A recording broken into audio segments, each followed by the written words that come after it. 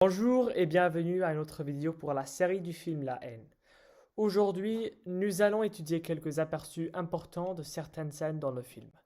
Alors la première scène, c'est la scène d'ouverture et nous voyons aussi les thèmes de la tension, la violence, la haine et le message principal de Kassovitz. Un bon nombre de scènes montrent la tension entre les banlieusards et la police, comme cette scène. Un exemple, c'est la scène d'ouverture qui montre des images d'archives d'émeutes dans les banlieues qui nous rappellent de la tuerie d'un autre beurre, Malik Uzekin, par la police en 1986.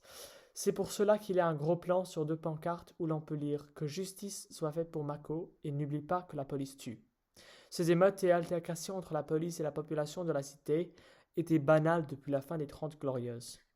On entend aussi la fameuse réplique d'Hubert qui est une métaphore du thème de la descente de la société et les conséquences des actions qui aboutissent à une crise. Alors, la première scène, c'est en fait important pour tout le reste du film, non? La deuxième scène, c'est le début du film avec Saïd. Alors, nous voyons aussi la tension aussi et la police contre la jeunesse, la division là. Le plan d'ensemble de Saïd suggère qu'il est vulnérable et qu'il s'oppose toujours à la police. Kassovitz utilise un objectif large pour créer une opposition entre Saïd, qui représente les jeunes, et la police.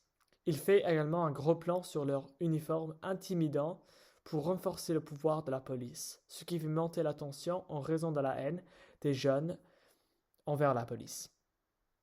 L'heure est indiquée tout au long du film aussi, soulignant la période de 24 heures du film, ce qui crée une tension quant à ce qui va se passer, tout comme le tic-tac du compte à rebours. Numéro 3, c'est la scène avec les journalistes, qui est en fait très pertinent pour la représentation des jeunes par les médias. Après être expulsé du toit, le trio trouve un autre endroit pour passer le temps, l'air de jeu, où Saïd raconte une histoire vulgaire lorsque Vince roule un joint, ce qui met en évidence l'envie des jeunes qui n'ont rien à faire. Lorsqu'il arrive des journalistes, la situation bouleverse. La journaliste leur demande « Vous avez participé aux émeutes ?»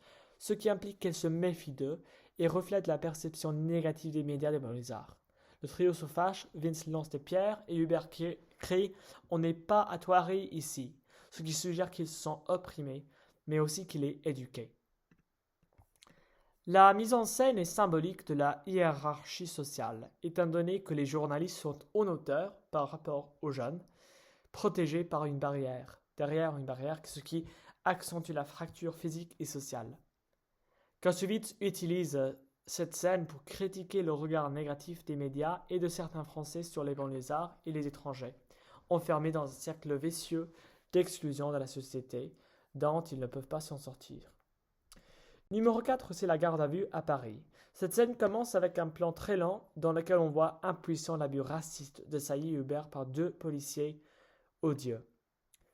Ils les molestent violemment, font des remarques racistes comme des bruits de singes et humilient les jeunes, tandis que le stagiaire reste assis en face désapprobateur mais sans intervenir. En revanche, on est témoin du côté protecteur d'Hubert car il défend son ami en criant « Ne touche pas ». Le public compatit avec les jeunes et est dégoûté du maltraitement et l'abus de pouvoir, ce qui évoque un sentiment d'indignation à l'égard de la police et des bavoures que Kassovitz tente de dénoncer. Alors numéro 5, c'est la scène dans la galerie d'art. Cette scène est idéale pour démontrer la séparation entre les riches de Paris et les défavorisés de la cité qui ne sont pas à leur place dans cet environnement étrange. Après être entrés dans une galerie d'art sans y avoir été invités, les jeunes se comportent maladroitement et sont expulsés après être disputés avec des filles qui essaient de draguer. On voit que Saïd a un manque de respect pour les femmes et même Hubert a un côté négatif lorsqu'il renverse la table, jure et vole une carte bleue. Il est clair que le trio est mal à l'aise dans ce cadre plus formel que celui auquel il est habitué. Et finalement, il ne faut pas oublier la scène finale. Après l'escapade à Paris, les jeunes reviennent dans la cité et Vince remet son arme, admettant que la violence ne résout rien et qu'Hubert a raison. Les jeunes se disent au revoir et se séparent pour rentrer chez eux. Et soudain, deux policiers attrapent Saïd et Vince, ce qui fait monter la tension quand on s'y attend le moins. Notre-Dame taquine Vince avec un pistolet avant d'appuyer accidentellement sur la gâchette, le tuant sur le coup. Tu bascules en un instant.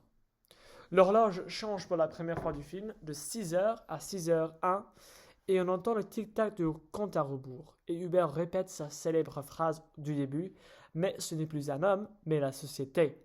Ce qui renforce le message de Clausewitz que la société se détruit par la haine. Hubert sort le pistolet que Vince lui avait donné et le pointe sur Notre-Dame, et celui-ci fait de même. Puis la caméra fait un zoom sur le visage atterré de Saïd, qui est un retour, bien sûr, en arrière au début du film. L'effet est que cela fait le film cyclique, comme le cycle de violence et de haine continue sans fin. On entend alors un coup de feu, mais l'écran s'assombrit et on ne sait pas ce qui s'est passé. C'est un suspense efficace qui étend l'audience, vu que c'est une fausse fin heureuse qu'on n'attendrait jamais. Alors, on a vu quelques aperçus, quelques points importants de certaines scènes importantes dans le film. Merci, ça c'est tout pour cette vidéo.